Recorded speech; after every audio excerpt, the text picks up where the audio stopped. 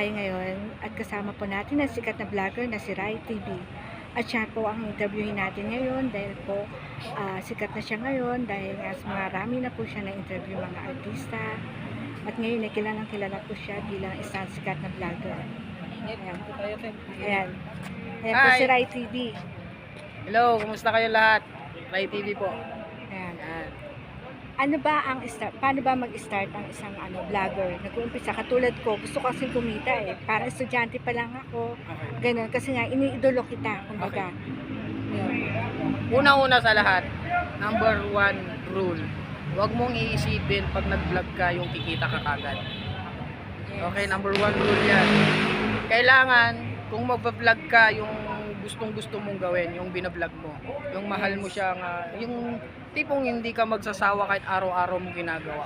Yun, tinatawag nating passion. Yun, Importante passion, yan. yun. Kaya Hindi marami po- na po kayo Hindi natutunan. porket naisipan mong nakikita mo may mga kumikita na vloggers, mga content creators, eh magbablog ka na dahil gusto mong kumita ng pera. No, wag ganon. Dapat ang isipin nyo, gawin nyo, videohan nyo, i-vlog nyo yung mga bagay na lagi nyong ginagawa at mahal yung trabaho. Okay na. Maraming salamat sa iyo, Rai TV, ang sikat na vlogger. Oy, hindi pa po ako sikat. Yan, sikat po yan. Sana makilala po ako. Ayan, mga malalaking artista hanggang sa maliliit na artista. Yan, wala po yung pinipili. Maraming Thank salamat you, basta lahat thank you. ng sa lahat ng nag-aspire, nangangarap na mag-vlog katulad ko na halos nag-uumpisa pa lang din.